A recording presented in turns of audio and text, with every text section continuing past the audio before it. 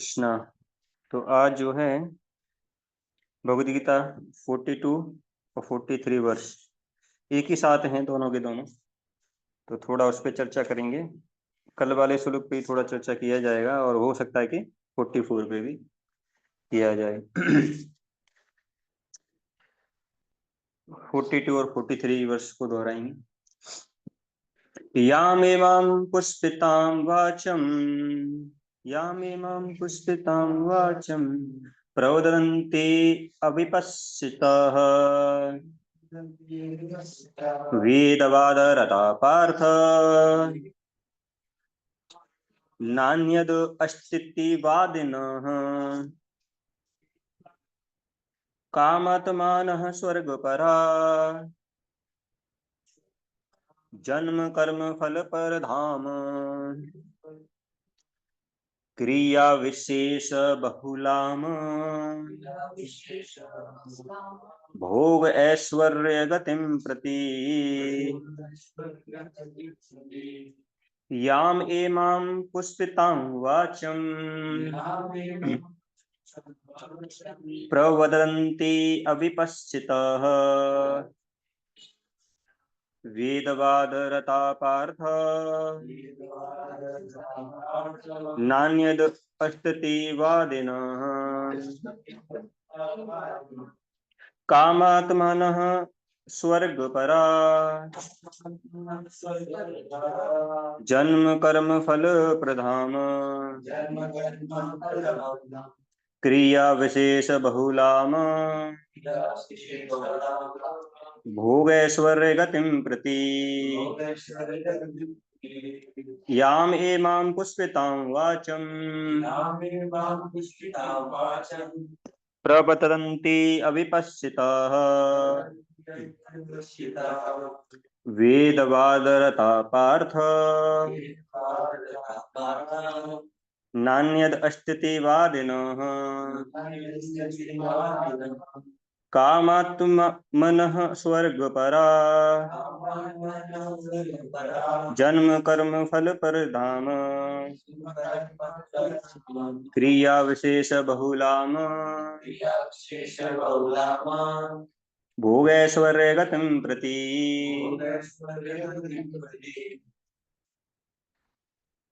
अनुवाद और तात्पर्य भाई एसी भक्ति वेदांत स्वामी शिला प्रभुपाद जी के द्वारा। शिला प्रभुपाद जी की जय। अनुवाद। अल्प ज्ञानी मनुष्य वेदों के उन अलंकारिक शब्दों के प्रति अत्यधिक आसक्त रहते हैं जो स्वर्ग की प्राप्ति, अच्छे जन्म, शक्ति इत्यादि के लिए विविध सकाम कर्म करने की संस्तुति करते हैं। इंद्र तृप्ति तथा ऐश्वर्यमय जीवन की अभिलाषा के कारण वे कहते हैं कि इससे बढ़कर और कुछ नहीं है। तो इंद्र तृप्ति की यहाँ पे बात की जा रही है। तात्पर्य। साधारणतः सब लोग अत्यंत बुद्धिमान नहीं होते और वे अज्ञान के कारण वेदों के कर्म कांड भाग में बताए गए सकाम कर्मों के प्रति अत्यधिक आसक्त रहते हैं। वे स्वर्ग में जीवन का आनंद उठाने के लिए इंद्र तृप्ति कराने वाले प्रस्तावों से अधिक और कुछ नहीं चाहते। जहां मदिरा तथा तरुणियां उपलब्ध हैं और भौतिक ऐश्वर्य सर्वसामान्य हैं, वेदों में स्वर्ग लोग पहुंचने के लिए अनेक यज्ञों की संस्कृति है, जिनमें ज्योतिष्ठोम यज्ञ प्रमुख है। वास्तव में वेदों में कहा गया है कि जो स्वर्ग जाना चाहता है उसे ये यज्ञ संपन्न करने चाहिए, और अल्प ज्ञानी पुरुष सोचते हैं कि वैदिक ज्ञान का सारा अभिप्राय इतना ही है। ऐसे लोगों के लिए कृष्ण भावनामृत के दृढ़ कर्म में स्थित को पाना अत्यंत कठिन है। जिस प्रकार मूर्ख लोग विषैले वृक्षों के फूलों के प्रति बिना यह जाने कि इस आकर्षण का फल क्या होगा आसक्त रहते हैं, उसी प्रकार अज्ञानी व्यक्ति स्वर्गीय ऐश्वर्य तथा तज्जनित इंद्रिय भोग के प्रति आकर्षण रहते हैं। वेदों के कर्मकांड भाग में कहा गया है, अपाम सोम मृत अभूम तथा अच्छा, हाँ, वे चातुर्मस्य याजिनः सुकृत भवते। दूसरे शब्दों में, जो लोग चातुर्मास तप करते हैं वे अमर तथा सदा सुखी रहने के लिए सोम रस पीने के अधिकारी हो जाते हैं। जहां तक कि इस पृथ्वी में भी कुछ लोग सोम रस के लिए अत्यंत इच्छुक रहते हैं, जिससे वे बलवान बने और इंद्र तृप्ति का सुख पाने में समर्थ हों। ऐसे लोगों को भव बंधन से मुक्त में कोई श्रद्धा नहीं होती और वे वैदिक यज्ञों की तड़क भड़क में विशेष आसक्त रहते हैं। वे सामान्यतया विषयी होते हैं और जीवन में स्वर्गीय आनंद के अतिरिक्त और कुछ नहीं चाहते। कहा जाता है कि स्वर्ग में नंदन कानन नामक अनेक उद्यान हैं, जिनमें देवी सुंदरी स्त्रियों का संग तथा प्रचुर मात्रा में सोम रस उपलब्ध रहता है। ऐसा शारीरिक सुख निसंदेह विषयी है। अतः ये लोग वे हैं जो भौतिक जगत के स्वामी बनकर ऐसे भौतिक अस्थाई सुख के प्रति आसक्त हैं।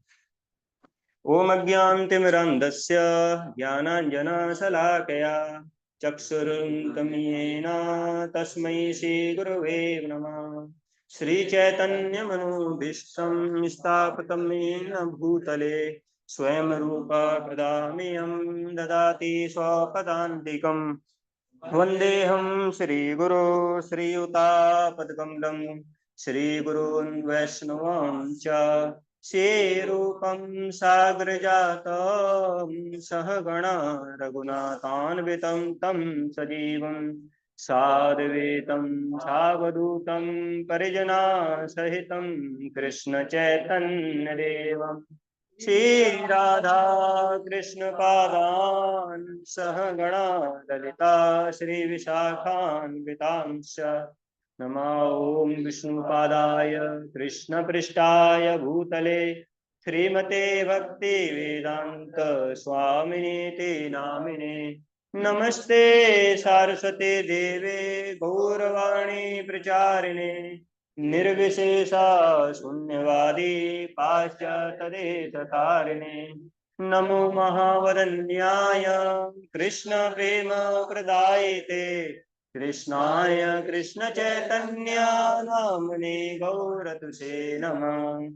हे कृष्णा करुणा सिंधु दीनबंधो जगत्पते गोपेशा गोपिका कांत श्री राधा कांत नमोस्तुते। तप्त कांचन गौरांगे श्री राधे वृंदावनेश्वरी वृषभानुसुते देवी प्रणमामि हरिप्रिये। वाञ्छाकल्पतरुभ्यश्च कृपा सिन्धो एव च पतितानां पावनेभ्यो वैष्णवेभ्यो नमो नमः। जय श्री कृष्ण चैतन्य प्रभु नित्यानंद श्री अद्वैत गदाधर श्रीवासादि गौर भक्त वृंद।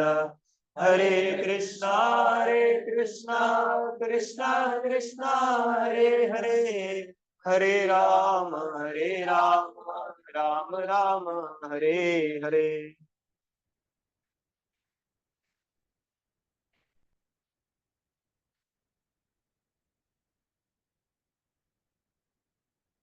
हरे कृष्णा। तो आज भगवद गीता में 42 और 43 श्लोक पे थोड़ा चर्चा करेंगे। कल 41 पे किया था, थोड़ा और उस पर चर्चा करेंगे। भगवद गीता पे चर्चा करने से पहले सभी भक्तों का आशीर्वाद चाहेंगे, कुछ भगवद गीता पे बोल पाए हम और परंपरा में ही बोले। तो कल वाले श्लोक में जैसे चर्चा हम किए थे, या इस वाले सेक्शन में हम देख रहे हैं कि भगवान कृष्ण जो है अर्जुन को बता रहे हैं कि वो व्यक्ति जो कर्म जो करता है और उस कर्म का जो उसको फल मिलता है, जो भी कार्य करता है उसका जो फल मिलता है, अगर वो उससे आसक्त नहीं रहता है तो उसकी बिना परवाह किए हुए अगर वो कर्म कर रहा है तो वो कर्म बंधन में नहीं उलझेगा या उसको उसका पाप लगेगा नहीं। क्योंकि जनरली कर्म करने से क्या होता है, कोई भी भौतिक संसार की एक्टिविटी करेंगे तो कुछ ना कुछ तो उसमें हमेशा कुछ ना कुछ कमी रहती है, या ऐसा होगा कुछ भी चीज हम करने जाएंगे तो कुछ ना कुछ पाप कमिट हो ही जाता है। कोई इंसान इवन खाना भी अगर कोई बना रहा है तो खाना भी बनाएगा तो तब भी क्या कर देगा, वो पाप कर देगा, है ना। अब भाई पेट के लिए तो खाएगा ना। अगर बॉडी को सर्वाइव रखना है तो खाना तो इंसान को बनाना ही पड़ेगा। तो कोई इंसान कहे कि अरे ये तो बेसिक नीड है ना, ये तो करना ही चाहिए, पर लेकिन तब भी वो क्या कर रहा है, पाप कर रहा है ना, सिंफुल लाइफ ही जी रहा है वो। क्योंकि उस खाना बनाने में पता नहीं कितनी जीवात्माएं जो हैं मर चुकी होंगी, ऐसे करके। तो इसलिए इस संसार में अगर ऑर्डिनरी एक्टिविटी अगर हम कर रहे हैं तो वो थोड़ा सिन के साथ में होता है। ऑफ कोर्स ये ऐसा हो सकता है कि उसमें थोड़ा कम सिन हो, किसी में ज्यादा सिन हो, पर लेकिन हर एक में थोड़ा थोड़ा सिन तो रहता ही है। तो अगर उससे हमको फ्री होना है तो हमको क्या है कि उस कर्म बंधन से अगर फ्री होना है हमको, तो किसकी संतुष्टि के लिए हमको ये कर्म करना पड़ेगा, भगवान की संतुष्टि के लिए कर्म करना पड़ेगा। तब जाके हम उस कर्म बंधन से फ्री हो पाते हैं। तो भगवान कृष्ण यहाँ पे अर्जुन को यही बता रहे हैं कि अर्जुन तुम जो है इस पे मत जाओ कि तुमको जीत होगा या हार होगा, इससे तुमको लॉस होगा या गेन होगा। तुमको क्या करना है, अपना ड्यूटी का निर्वाह करना, मतलब क्षत्रिय हो तो फाइट करो।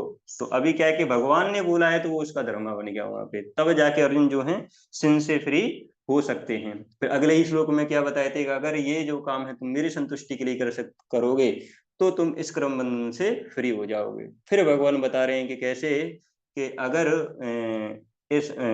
इसको करते हुए, इस कार्य को करते हुए तुमको कैसे रहना है, व्यवसाय का बुद्धि एक कुरु नंदना बहुशाखा ही अनंत बुद्धि अवसायी। तो इसमें क्या है कि वन पॉइंटेड अटेंशन रहना चाहिए, मतलब काम करते हुए। प्रभुपाद जी ने उसको बहुत अच्छे से समझाया तात्पर्य में, जैसा कि हमने देखा कि प्रभुपाद जी बता रहे थे कि व्यवसाय का बुद्धि का असली मीनिंग क्या है। जिसका भगवान पे स्ट्रॉन्ग फेथ होगा, कृष्णा कॉन्शियसनेस पे जिस व्यक्ति का स्ट्रॉन्ग फेथ होगा उसको बोला गया है व्यवसायत्म का बुद्धि। कोई उसको हमेशा भगवान पे ये विश्वास है कि मैं जो भी एक्टिविटी करूंगा तो वो किसकी प्रसन्नता के लिए करेगा, वो भगवान की प्रसन्नता के लिए ही करेगा। तो इस स्ट्रॉन्ग फेथ के साथ में अगर कोई काम करता है तो भगवद गीता के अनुसार उसको बोला गया है व्यवसायत्म का बुद्धि। ऑफ कोर्स इसके बाद में ऐसा हो सकता है कि हम डिफरेंट डिफरेंट एक्टिविटीज से या सेवाओं से, सर्विसेज से भगवान को प्रसन्न करने की कोशिश करेंगे। तो वो तो अलग अलग हो गया, पर लेकिन गोल क्या है यहाँ पे, गोल है कि भगवान को प्रसन्न करना है। जैसे एक बच्चा है, अगर वो आईआईटी का एग्जाम लिखने वाला है या नीट की प्रिपरेशन करने वाला है तो उसका गोल है कि भाई आईआईटी का एग्जाम लिखेगा। अब डिफरेंट डिफरेंट मीन्स हैं, किसी कोचिंग में जाके एडमिशन लेगा वो, ऐसे करके, या कहीं पे जाएगा साइकिल वगैरह खरीदेगा। तो अभी उसको एग्जाम लिखना था ना नीट का, साइकिल खरीदना थोड़ी नहीं गोल था उसका। पर लेकिन उसको पाने के लिए अब डिफरेंट डिफरेंट वो वेज के थ्रू उस गोल को पाएगा। तो यहाँ पे प्रोपा जी बता रहे हैं व्यवसाय में का बुद्धि ही मतलब जिसका स्ट्रॉन्ग फेथ हो कृष्णा कॉन्शियसनेस पे, और जो फुली भगवान की सेवा में लग जाता है, फुल कृष्णा कॉन्शियसनेस हो जाता है, तो उसको किसी भी बात की चिंता नहीं रहती है। सुख दुख, रेस्पेक्ट, डिसऑनर, गेन और लॉस सब कुछ आएगा उसके जीवन में, पर लेकिन वो सबको क्या कर लेगा, सह लेगा। जैसे हमने कल उदाहरण देखा था कि दक्षा और शिवा का। दक्ष जो है कैसे बस उनको रेस्पेक्ट नहीं किया लॉर्ड शिवा ने, रेस्पेक्ट किया, वो तो रेस्पेक्ट दे ही रहे थे। वो तो दक्ष का जो प्राउड में आके, गर्व में आके उसको ऐसा लग रहा था कि मेरे को रेस्पेक्ट नहीं दिया गया। जब व्यक्ति को अभिमान होता है तो वो छोटी छोटी चीजों से ही डिस्टर्ब हो जाएगा। तो और लॉर्ड शिवा तो उनसे वैसे तो एज में हो सकते हैं, पर लेकिन वैसे तो बड़े ही हैं, है ना। वैष्णवनाथ यथा शंभु, वैष्णव में सबसे महान तो लॉर्ड शिवा ही है। और वो मेडिटेट ही कर रहे थे भगवान पे, है ना। तो वो उनके सुपर सोल पे मेडिटेट कर रहे थे, पर लेकिन दक्ष उसको इतना घमंड था अपने ऊपर, इसलिए क्या किया, अपने एंगर को कंट्रोल नहीं कर पाया और जो भी उसके मन में आया सुना दिया लॉर्ड शिवा को। तो इसको बोला गया कि कैसे अगर कोई व्यक्ति कृष्णा कॉन्शियस नहीं है तो उसको कभी भी गुस्सा आ सकता है, वो गुस्सा किसी के ऊपर भी फूट सकता है। तो इसलिए दक्ष ने किसके ऊपर फोड़ दिया, लॉर्ड शिवा के ऊपर। लॉर्ड शिवा कौन थे, वैष्णव थे। तो क्या हो गया, बहुत बड़ा अपराध कर दिया उसने। इसलिए देखा गया आगे जाके कि कैसे उसके सिर को अलग कर दिया गया था, फिर बकरी का सिर लगाया गया, तब उसके वो से ठिकाने आए थे, है ना। फिर जाके फिर शिव जी के पास में जाता है, फिर प्रार्थना करता है कि मैंने क्या क्या कर दिया, ऐसे करके। तो और दूसरे और उधर अगर देखा जाए तो लॉर्ड शिवा जो हैं उनको इतना बुरा भला ये बोल रहा था दक्ष, पर लेकिन उनको कोई भी डिस्टर्बेंस नहीं हुआ, है ना। अंदर बस के जैसे होता है ना, जो सागर होता है तो सागर में इतनी सारी नदियां जाके मिलती हैं, तो सागर जो विचलित नहीं होता है ना। मान लीजिए अभी राप्ती में ज्यादा, राप्ती नहर है उसमें पानी बढ़ गया एकदम, है ना। तूफान आ जाता है ना, बाढ़ आ जाती है ना। गोरखपुर में हाई अलर्ट हो गया था, रेड अलर्ट। राप्ती भी उफान पे चल रही है, कुछ भी हो सकता है, बाढ़ आ सकती है। तो ऐसे करके, पर लेकिन समुद्र में ऐसा होता है? नहीं होता, उसमें कितनी सारी नदियां जाके मिलती हैं, पर लेकिन वो वैसा ही रहता है ना। तो ऐसे ही क्या है कि जो pure devotee full Krishna consciousness रहता है, तो कितनी भी सारी डिजायर्स जो हैं उसको आ जाएं, या कोई भी लोग जो उसको डिस्टर्ब कर ले, पर लेकिन वो सागर की जैसे है, उसमें कोई भी डिस्टर्बेंस, हलचल नहीं मचती है उस प्योर डिवोटी को। तो लॉर्ड शिवा जो थे, उनको इतना बुरा भला जो सुनाया दक्ष ने, उनके ऊपर कोई फर्क नहीं पड़ा, क्योंकि वो किस पे मेडिटेट कर रहे थे? भगवान पे मेडिटेट कर रहे थे, इसलिए वो सारी चीजों को वो टॉलरेट कर लिए, क्योंकि उनको पता है कि ये मनुष्य जीवन जो है वो कितना रेयर है। तो मनुष्य जीवन अगर हमको मिला है, और वो इतनी छोटी छोटी चीजों में अगर हम व्यर्थ कर देंगे, तो यूजलेस हो जाएगा मनुष्य जीवन को लेना, है ना। क्योंकि बहुत जन्मों के बाद में ये मनुष्य जीवन हमको मिलता है, और छोटी छोटी चीजों पे ही अगर हम विचलित हो जाएंगे, तो जो हमारा गोल है ना, एक कुरु नंदना बहुशा व्यवसायत्मिका बुद्धि, एक कुरु नंदना। तो प्रभुपाद जी यहाँ पे जो बता रहे हैं कि जो फुल कृष्णा कॉन्शियस रहता है, वो इन सारी चीजों से डिस्टर्ब नहीं होता है। जैसे हमने एक और उदाहरण देखा था ना हरिदास ठाकुर का। हरिदास ठाकुर तो इतने एब्जॉर्ब थे, इवन अगर माया भी आ जाती थी तो उसको भी तार दिया करते थे। हैं, जैसे था ना, वो उनका इतना भक्ति वो कर रहे थे कि जो मुस्लिम जो राज्य में, आई थिंक नवाब हुसैन साहब थे जिन्होंने भेजा था, या काजी काज किसने किसी ने भेजा था ना, काजी ने भेजा हुआ। तो उन्होंने जो है देखा, अरे इसका तो बहुत नाम हो रहा है, और यह हिंदू धर्म का पालन कर रहा है, हरे कृष्ण महामंत्र का जप कर रहा है, मुस्लिम में होके अल्लाह अल्लाह बोलना चाहिए। सलाम वालेकुम, सलाम वालेकुम। और ये तो हरे कृष्णा करके था, वांछा कल्पतरुभ्यश्च कृपा सिंधु। तो ऐसे करके, क्योंकि एक बार मैं कॉल किया, तो वो पता नहीं उस नंबर में क्या हुआ था, 65 था लास्ट में, जो एक्चुअल नंबर था। मैंने 56 डायल कर दिया लास्ट में। जाके किसी को मिला, मैंने कहा हरे कृष्णा प्रभु जी। फिर कौन भैया? मैंने कहा हरे कृष्णा। हम हरे कृष्णा नहीं बोलेंगे। मैंने क्या हुआ भाई, ऐसा क्या हो गया? मैंने कहा कहाँ मिल गया? मैं कहाँ मिला है जाके? ऐसे ऐसे जगह। मैंने अच्छा रॉन्ग नंबर मिल गया है। मैंने ऐसे क्यों बोला हरे कृष्णा नहीं बोलेंगे? फिर मैं व्हाट्सएप पे गया, नंबर सेव था, तो देखा कि जो मतलब मुस्लिम वाली जो ड्रेस होती है वो पहन रखी थी प्रभु जी ने। मतलब डीपी जो लगा रहता है ना उधर। अच्छा, तभी बोला था हरे कृष्णा नहीं बोलेंगे। तो ये था, तो ये जो है, तो ऐसी काजी को भी घृणा थी हरिदास ठाकुर से, है। और ये तो अपने बताओ मुस्लिम होके अल्लाह का नाम ना ले, चलो ठीक है भाई, पर लेकिन हिंदू के धर्म में नाम ले रहा है, ये तो है ना, कलंक है अपने धर्म पे ये। तो उसको डिस्टर्ब करने के लिए क्या किया, वैश्या को अलर्ट कर लिया, है ना। एक वैश्या को उसने हायर किया और बोला जाओ, जाके हरिदास ठाकुर जो हैं उनके पास में जाइए, और उनकी जो इतनी स्ट्रांग साधना उसको भंग कर दीजिए, है ना। तो इस व्यक्ति, इस संसार में जो है एक काम वासना ही है जो व्यक्ति को, बड़े बड़े व्यक्ति को, है ना, नीचे लेके आ जाती है। जो विश्वामित्र मुनि थे, है ना, 3 बार, है ना, छम छम छम छम। उनकी जिंदगी में छम छम छम हो गया। आई थी ना मेनका, आई थी ना मेनका रामबा। दोनों के दोनों जो है लस्ट से उनको तोड़ दिया पूरा का पूरा। या सोबारी मुनि इतने साल वर्षों से तपस्या कर रहे थे बेचारे, हैं पानी में जाके, तपस्या चल रही है, तपोबल आ रहा है, आ रहा है, आ रहा है, देखा 2 मछली आपस में भोग भोग रही है, बस उसी को देख के डिस्टर्ब हो गए। तो ऐसे ही काजी ने, इन्होंने सोचा कि, आई थिंक काजी नहीं है ये, और कोई था है रामचंद्र खान थे, काजी तो दूसरे उसमें थे। रामचंद्र खान जो थे उन्होंने भेजा था इनको। रामचंद्र खान जो इन्होंने भेजा है इस वैश्या को, तो यही करके कि भाई वैश्या को भेजेंगे तो विचलित हो ही जाएगा इंसान। लेकिन हरदास ठाकुर कितने राउंड, 192 राउंड। भाई समय होगा तो समय देंगे ना। भाई जब इंसान खाली होता है तो माया आएगी, तो तब जाके उसको समय मिलेगा ना। जो पूरा का पूरा एंगेज है कृष्ण सेवा में, तो फिर समय नहीं बचा उसके पास में, तो है ना, तो सोच पाएगा वो।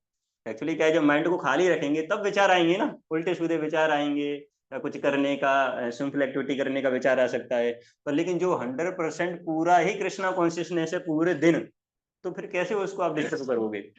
इसीलिए बोला गया कि ना फुल कृष्णा कॉन्शियसनेस, तब जाके जो है अपने जो जीवन में ज्यादा हलचलें नहीं होंगी। जितना ज्यादा कृष्णा कॉन्शियसनेस हो जाएंगे, उतना ज्यादा हलचल नहीं मचेगी। जितना थोड़ा कम रहेंगे, उतना ही ज्यादा हलचल मच जाएगी। तो इसलिए हरिदास ठाकुर 192 राउंड किया करते थे, उनके पास में समय ही नहीं है। वैसे आ गई, बोले हमें भोग भोगना है ना, हमको भोगिए थोड़ा। है ना, थोड़ा एंजॉय करते हैं, आइए।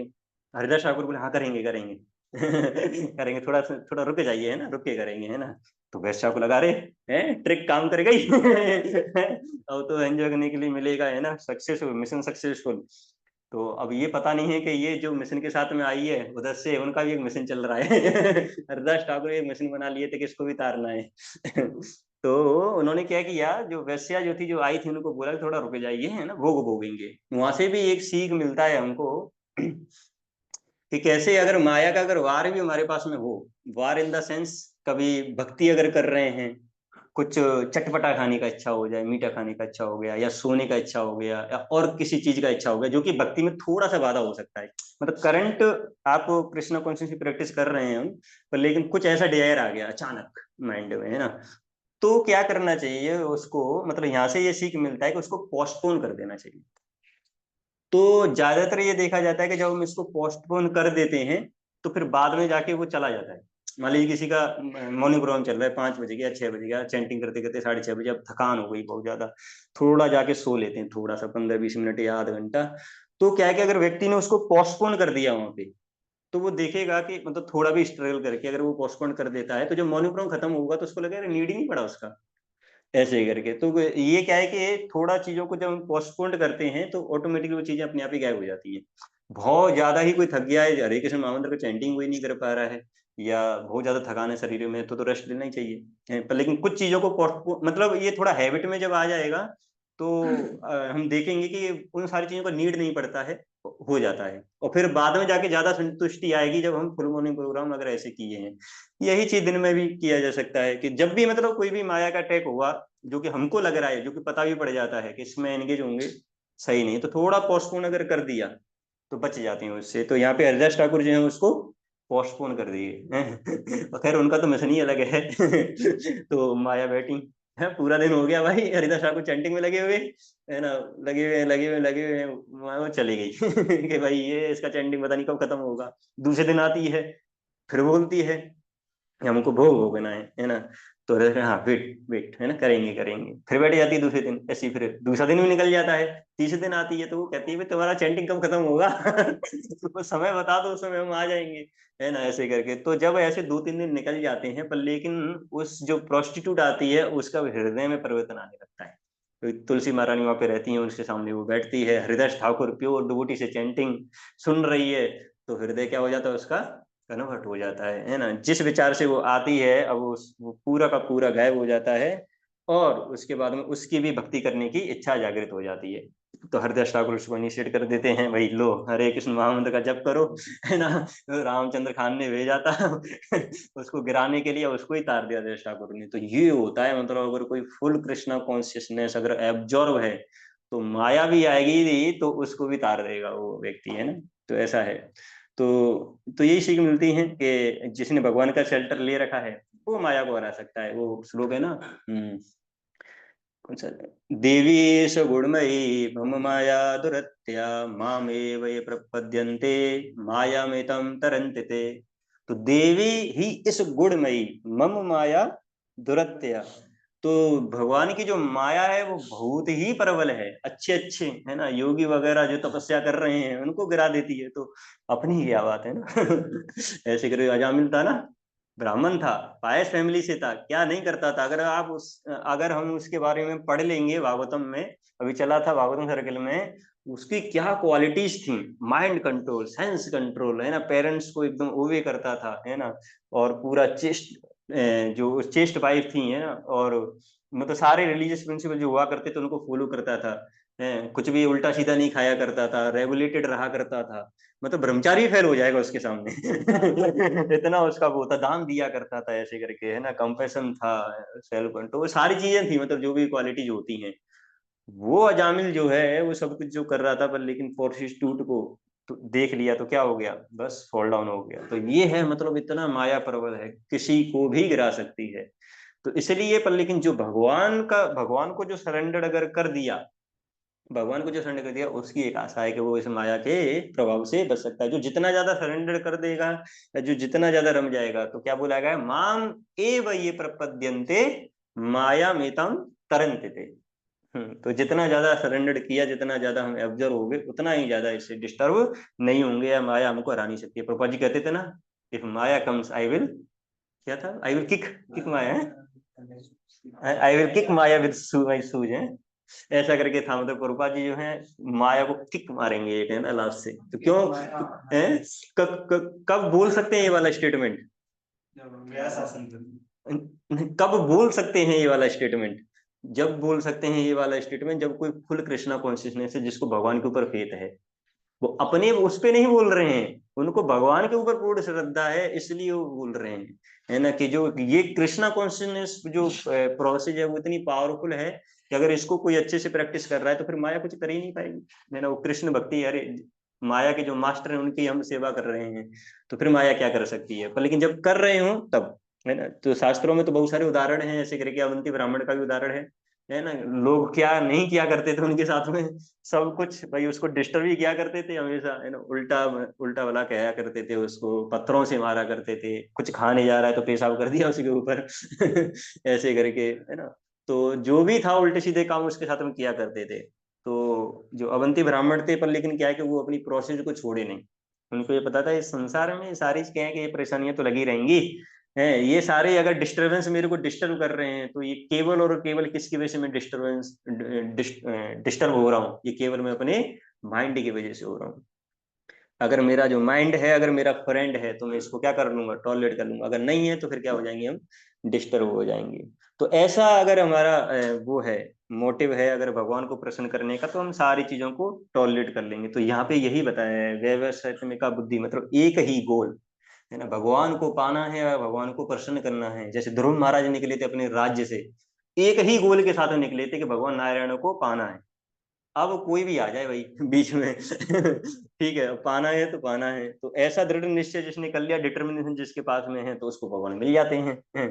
तो नारद मुनि आ गए इसको टेस्ट करने के लिए, बोले अरे तो 5 साल के बच्चे हो, खेलने की उम्र है, अभी से तुमको क्या ये छड़ गया भूत भगवान को पाना है, भगवान को पाना है। अभी तो संसार की बहुत सारी चीजें हैं करने को, 5 साल की उम्र में ही बताओ तुम भगवान को पाना है, भगवान को पाना है। अपना उम्र तो इतना हो गया, अभी इतनी तीव्र इच्छा अभी भी नहीं आई है अपने पास में। तो लेकिन ध्रुव महाराज जो थे, उनके पास में इतना तीव्र इच्छा था कि भगवान को पाना है। तो नारद मुनि ने ये बोला, पर लेकिन उन्होंने बोला कि नारद मुनि, अगर भगवान को पाने में अगर आपको सहायता कर सकते हैं तो बताइए, नहीं तो थोड़ा साइड हटे जाइए रास्ता दीजिए, हम जाए मधुबन में अपना तपस्या वगैरह जो भी करेंगे।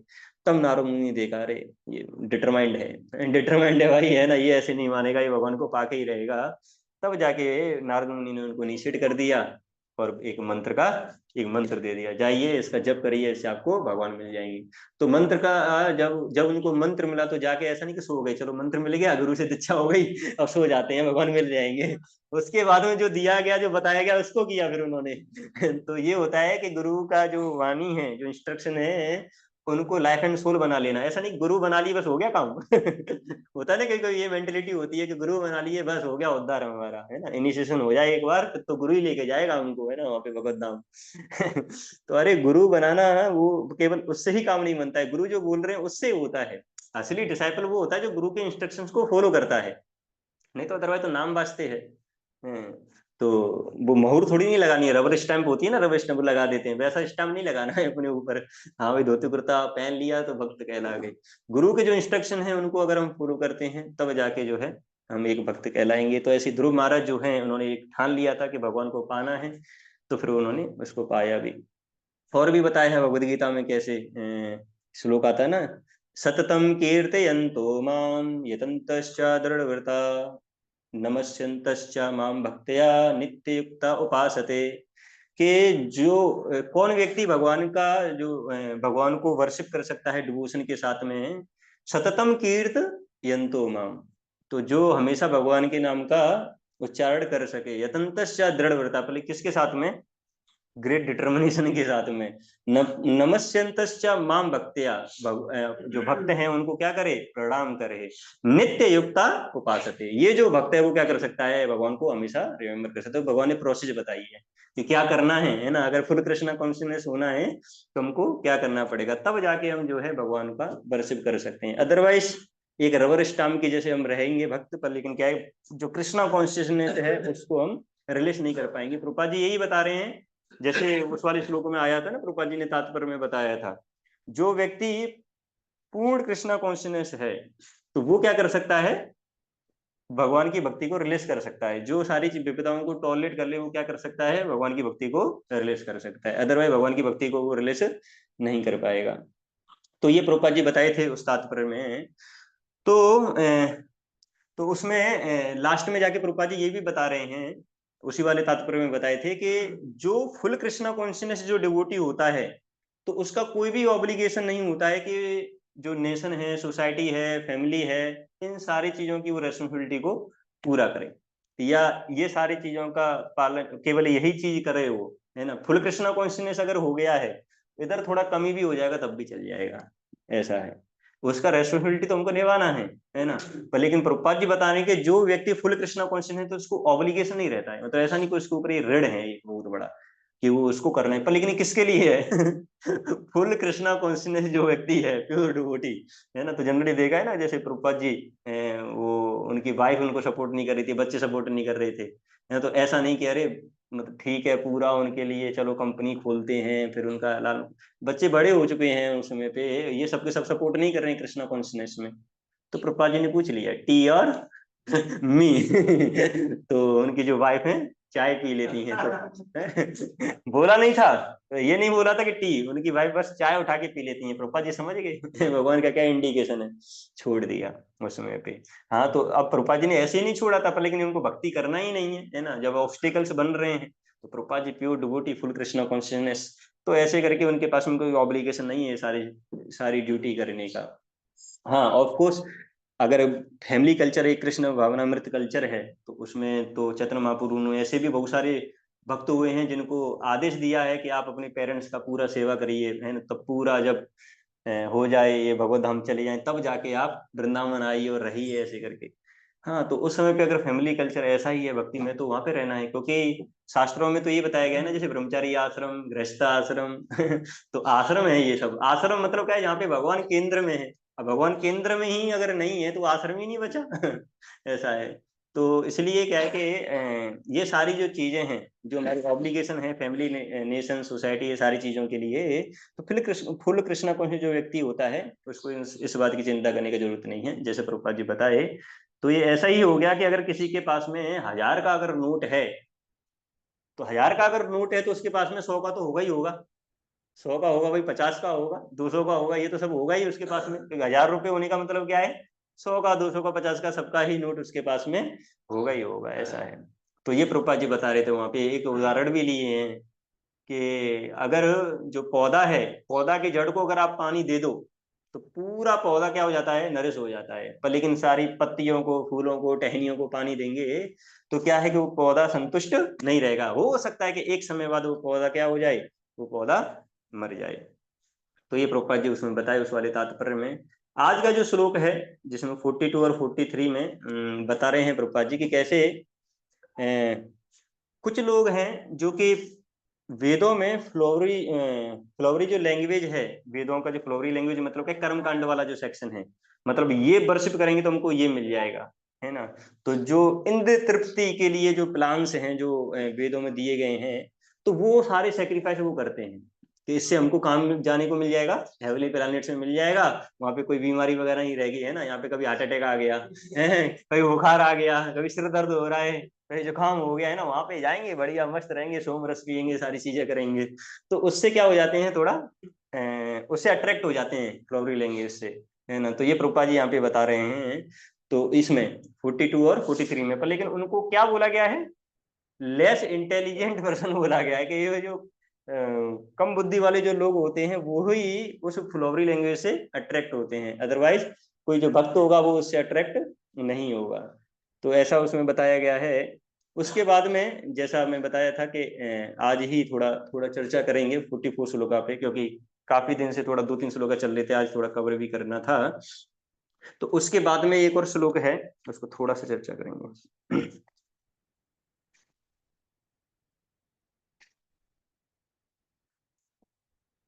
भोग ऐश्वर्य प्रसक्तानां तया प्रेरता चेतसां व्यवसायत्मिका बुद्धि समादो न विद्यते।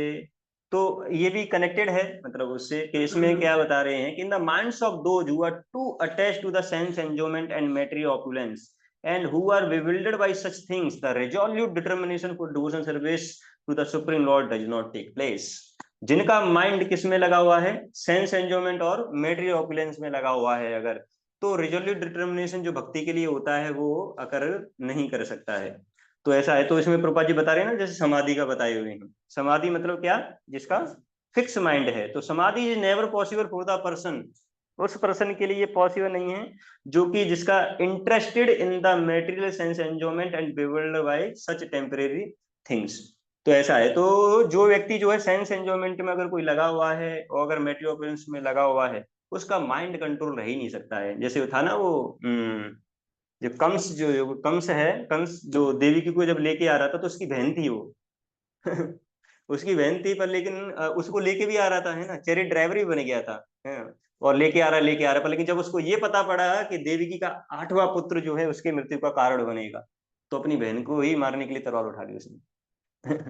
तो उसके बाद में किसने बचाया, वसुदेव जी ने बचाया भाई, है ना। थोड़ा बताया उनको कि देवकी का 8वां पुत्र तुम्हारी मृत्यु का कारण बनेगा ना, देवकी थोड़ी मार रही तुमको है। और वो 8वां पुत्र है, अभी तो बहुत समय है उसमें, है ना। और मैं तुमको वचन देता हूँ कि तुमको एक एक पुत्र मैं तुमको ला के दूंगा। ऐसे करके वसुदेव वचन दे देते हैं, कंस उसको मान लेता है ना। पर लेकिन क्या है कि जिनका माइंड कंट्रोल नहीं है ना, एक्चुअली जो मेट्री ऑपुलेंस या सेंस एंजॉयमेंट के पीछे भागते हैं, तो उन व्यक्ति का क्या होता है, माइंड कंट्रोल रहता नहीं है, समाधि पॉसिबल नहीं उनके पास में। तो वसुदेव को पता था ये कंस जो है कभी भी चेंज हो सकता है, ऐसा ही हुआ। बाद में जाके कंस ने क्या किया, अभी तो छोड़ दिया था, मतलब अभी इस समय तो छोड़ दिया, बाद में जाके जब पहला पुत्र भी पहला पुत्र वसुदेव लेके गए, उसके बाद में कंस ने लौटा दिया, कह रहे मेरा तो मृत्यु का कारण 8वां है, पहला थोड़ी नहीं है। तो जब लौट के आ रहा था वो बच्चा, उसके बाद में भी क्या हुआ, फिर दोबारा उसको मारने के लिए आ गया, क्योंकि उसका संगी ही ऐसा था। तो ये जो जिनका इंद्रियों पे कंट्रोल नहीं है, माइंड कंट्रोल नहीं है, तो ये अपनी बातों से कभी भी बदल जाते हैं। तो ऐसा होता है कि जिनका, प्रभुपाद जी यही बता रहे हैं कि जिनका माइंड कंट्रोल नहीं है या जो सेंस एंजॉयमेंट में लगे रहते हैं, उनका कभी माइंड कंट्रोल नहीं रह सकता है। तो वो क्या कर लेते हैं, वो कभी भी डिटरमाइंड रहेंगे नहीं भक्ति के लिए। इसलिए तो बताया गया है शास्त्रों में कि सेंस ग्रेटिफिकेशन जो हमारी भक्ति को क्या कर देता है, डायल्यूट कर देता है। जैसे जैसे ऐसा भी बताते हैं ना, सेंस ग्रेटिफिकेशन कृष्णा कॉन्शियसनेस गो इल टुगेदर, है ना, दोनों एक साथ नहीं चल सकती हैं। कोई ये कहे कि मैं सेंस ग्रेटिफिकेशन भी कर लूंगा, इंद्र तृप्ति भी कर लूंगा और साथ साथ में भक्ति भी प्रैक्टिस कर लूंगा तीव्रता से, तो ऐसा नहीं हो सकता है। ये ऐसा ही हो गया कि कोई व्यक्ति नदी को पार करना चाह रहा है, लेकिन कैसे, दो बोट हैं, एक पैर इस बोट पे रख दिया और दूसरा पैर दूसरी बोट पे रख दिया, वो कह रहा है मैं नदी को पार कर लूंगा तो कैसे पार करेगा, गिर जाएगा नदी में गिर जाएगा भाई, है ना। एक पैर इस बोट में, एक ही बोट में उसको चलना पड़ेगा, तब जाके वो नदी पार को पार कर सकता है। तो ऐसा ही है कि अगर हम इंद्र तृप्ति में अगर लगे हुए हैं और कृष्ण कॉन्शियसनेस को अगर प्रैक्टिस करना चाह रहे हैं सीरियसली, तो वो पॉसिबल नहीं है। अगर हमको इससे क्या होना पड़ेगा, दूर होना पड़ेगा। तो वही बता रहे हैं यहाँ पे कि कैसे भोग ऐश्वर्य प्रसक्ता नाम त्यागता चेत सम। तो इसलिए साइंस ग्रेटिफिकेशन के लिए बहुत ज्यादा हैंकरिंग नहीं होना चाहिए। मतलब शास्त्रों में जैसे बताया, प्रभुपाद जी बताते हैं, सेंस ग्रेटिफिकेशन को जीरो नहीं किया जा सकता है, उसको रेगुलेट किया जा सकता है। तो इसलिए बताया है कि हैंकरिंग नहीं होना चाहिए। अगर हैंकरिंग रहेगा तो भक्ति में उतना डिटर्मिनेशन नहीं रहेगा। तो बहुत है, अभी इसका तात्पर्य भी है। तो अभी क्वेश्चन आंसर लेना चाहेंगे, अभी हमको हरिनाम के लिए भी जाना है। हरे कृष्णा। किसी का कोई प्रश्न है ऑनलाइन में?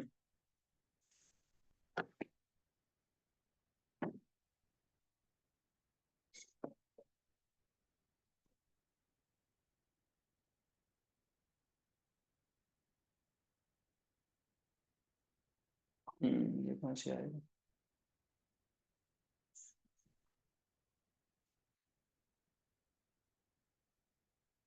ठीक है, नहीं। शिला प्रभुपाद जी की जय।